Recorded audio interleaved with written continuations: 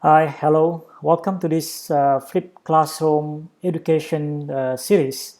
This is actually a series of video where I will talk about the planning, design, and implementation of a flipped classroom. So in this presentation, I will talk about the model that I've been using in my own flipped classroom. And I've been using flipped classroom for the last 6 semesters, and every time I'll try to improve in terms of the planning, the design, and the delivery and implementation of the flipped classroom. So I'd like to share with you some of the aspects in terms of the model that I'm using, and hopefully, maybe you can pick one or two good practice from here to adopt and adapt in your own flipped classroom. And this is one of the article that I wrote on flipped classroom. So in this article, this is actually quite a long one. The title is Flipped Classroom, Mobile Learning, WhatsApp, and Learning Nuggets. I'm sharing my own model of integrating the mobile learning by using the smartphone, the social media like WhatsApp, and also what I call learning nuggets, which is actually a short, like 3 to 5 minutes video containing the lecture or the material or the content of the teaching or material that you want the students to learn. So basically, when you go through this article, by the way, I have also a free course, online course, Flipped Classroom on Open Learning platform. So you just go to Google Open Learning and go to Open Learning platform and search for this course, Flipped Classroom, or you can come to this page, to my blog article, and there's a link where if you click, it will take you to directly to my online course on Flipped Classroom on Open Learning platform. So I would like to encourage you to join the course to learn more about Flipped Classroom and how to do it for your own course. So here, I'd like to share with you the model that I'm using. So this is actually the Flipped Classroom model with social media as one of the communication channels. The model of Flipped Classroom that I'm using and how I integrate social media as part of the Flipped Classroom implementation. So basically, it starts with the teacher. So there is a professor or the teacher. So in Flipped Classroom, actually, the basic concept is we provide the content, the learning resources, and the learning material, and we provide this and this learning resources or content is actually accessible to the students outside the classroom. So we develop the content, we prepare the content or the learning resources, and we put it on the learning platform. The learning platform here can actually in the form of learning management system or LMS that your university or your college is using. For example, some people are using open source Moodle, some using their own proprietary in-house platform, some using like Blackboard and so on. Regardless what learning platform that you use, we develop the content and we upload the content into the learning platform. And this is what we call, sometimes we use a metaphor, a cloud. So the material now is in the cloud, in the learning platform. So we provide the learning resources and the content, and at the same time, we will provide the learning activities that will support, that will engage the students with the learning resources. And this is actually a very important part. The learning activities is actually a very important part of a successful implementation of Flipped Classroom.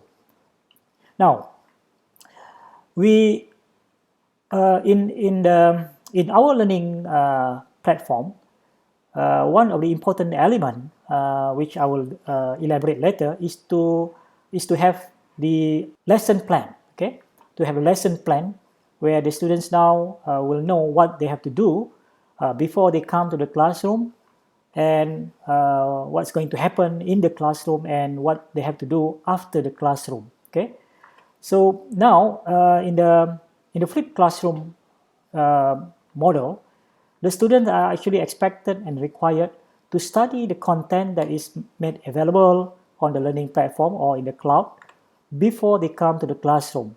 So they have to do this according to the plan that we have prepared for them in the lesson plan.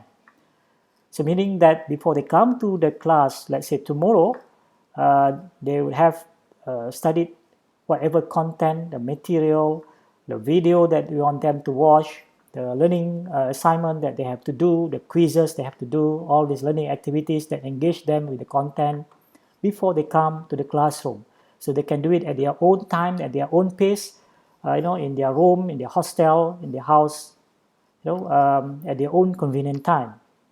And when they come to the classroom now, we can now use the classroom time now not to give lecture, not to present the same content and material that they're supposed to have studied before they come to the classroom.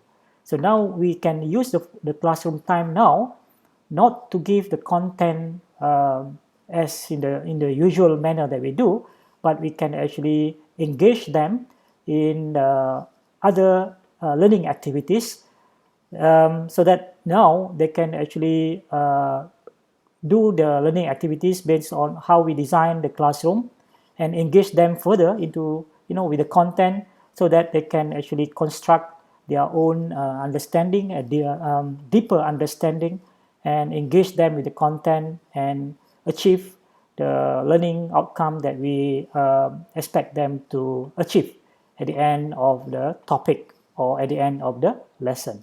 So basically that's actually the model of flipped classroom in general.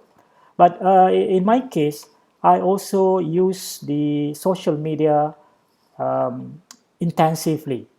So what is the purpose of social media here? So the time in between the time when the students before they come to the classroom, actually we can use social media effectively to communicate with the students. So meaning that the engagement with the students not only happen in the classroom, but it can also happen continuously between the students, between their peers, communication between the student to the student, and also the communication between the teachers and the student. So basically, this is actually the flipped classroom model that I'm using, where social media is actually one of the important elements integrated in this model. So now I would like to explain to you further the implementation of this. Let's look at the content first. There are many ways of providing the content. We can create the content, the original content from scratch, or we can also curate or compile the content, the relevant content, selected relevant content related to the lesson or related to the topic or related to the course. For example, I'm using Storify here, which is one of the best curation tool currently available. This is free. So what I have here, for example, I define each topic here that is relevant to the course. Then under each topic, actually, there are a lot of content in the form of video, in the form of article, in the form of website, slide, PowerPoint presentation from SlideShare, and so on. So basically, I would aggregate or compile or put together all this most relevant, high quality content together in the topic. So all I need to do is to give the link or to inform the students and put the link in the lesson plan on the learning platform, and then the students can come here to access the content, and they can study this content anytime they like, prior to the class or after the class as well for revision. So that's one way how we can provide content. So in other words, content can be provided in multiple formats on multiple platforms. So we are not confined or limited to one or two platforms. We can actually distribute the content on different platforms, but we provide the link into our learning platform as a one-stop center where the students can actually access the content from multiple sources and multiple platforms and in multiple formats. For example, in the video format, in the audio format, like a podcast, in the PDF, and so on. Okay, I will stop here. In the next video, I will explain further about learning nuggets or the bite-sized content and how I use social media effectively as part of the my flipped classroom model. And you can see the link to the next video in the description below. Thank you.